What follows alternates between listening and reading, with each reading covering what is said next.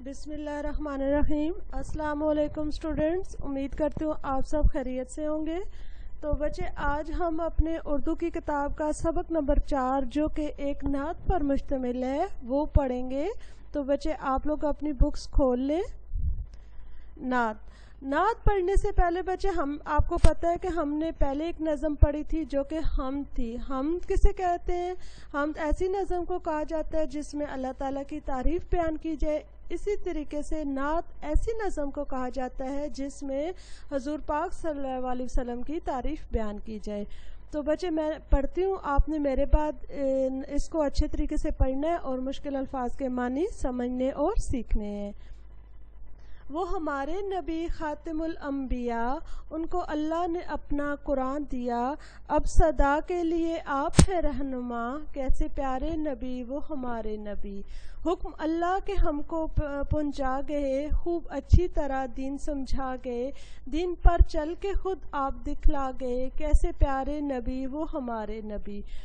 تو بچے شاعر کیا کہہ رہے ہیں؟ شاعر کسے کہتے ہیں؟ شاعر جو نظم، جو کوئی بھی نظم جو کہ حمد ہو، نعت ہو یا کسی بھی قسم کی نظم ہو جو لکھتے ہیں، شاعری کرتے ہیں، انہیں شاعر کہتے ہیں۔ تو شاعر اس نظم نعت میں ہمارے حضور پاک صلی اللہ علیہ وسلم کی تعریف بیان کرتے ہوئے کہتے ہیں کہ وہ ہمارے نبی خاتم الانبیاء، کہ آپ صلی اللہ علیہ وسلم خاتم الانبیاء ہیں، یعنی کہ آپ پر اللہ تعالیٰ نے اپنی نبوت کو ختم کر دیا ہے۔ آپ اللہ تعالیٰ کے آخری نبی ہیں۔ آپ کے بعد قیامت تک کوئی بھی اس دنیا میں نبی بن کر نہیں آئے گا۔ ان کو اللہ نے اپنا قرآن دیا، یعنی کہ اللہ تعالیٰ نے اپنی آخری کتاب جو کہ قرآن مجید ہے اسے بھی آپ صلی اللہ علیہ وسلم پر نازل فرمایا۔ بچے آپ کو پتہ ہے کہ اللہ تعالیٰ نے اپنے 4 کتابیں نازل فرمائی تھیں جو کہ مختلف اوقات میں مختلف نبیوں پر نازل فرمائی تھیں، جن میں تورات، انجیل، زبور اور قرآن مجید ہیں۔ اب صدا کے لیے آپ ہے رہنما۔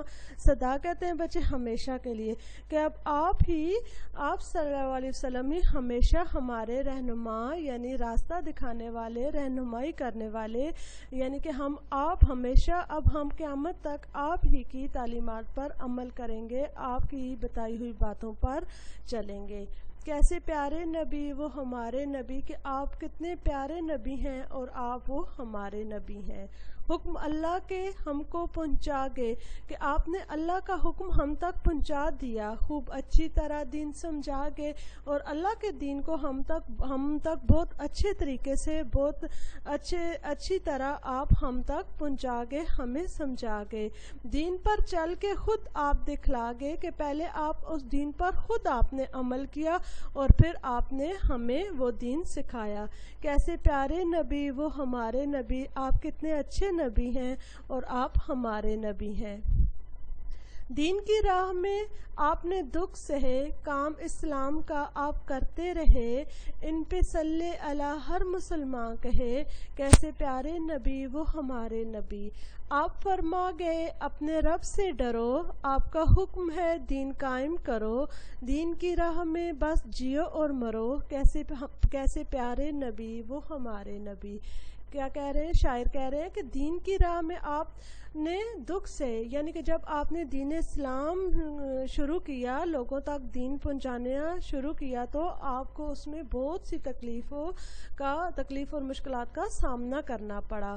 کام اسلام کا آپ کرتے رہے، لیکن آپ نے ان تکلیفوں کو، ان پریشانیوں کو برداشت کیا، اور آپ اپنا کام یعنی کہ اسلام کو آپ دنیا میں لوگوں تک پھیلاتے رہے۔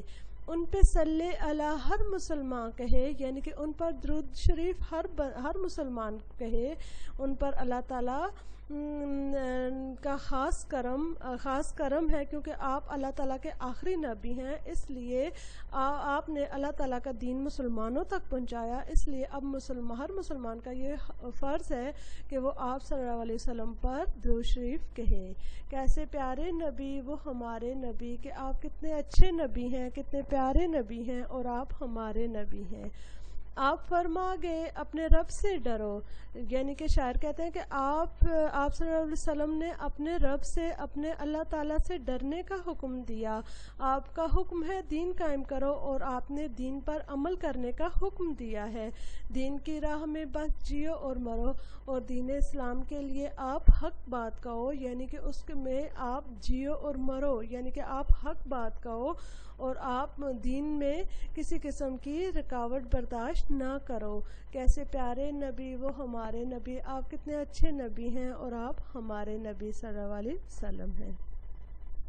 بچے آپ نے ابھی یہ نعت پڑھی، اور اس کے ساتھ معنی دیکھیں، خاتم الانبیاء، نبوت کو ختم کرنے والا، سدا ہمیشہ رہنما، راہ بتانے والا، راہ دکھانے والا، سہنا دکھ یا تکلیف برداشت کرنا۔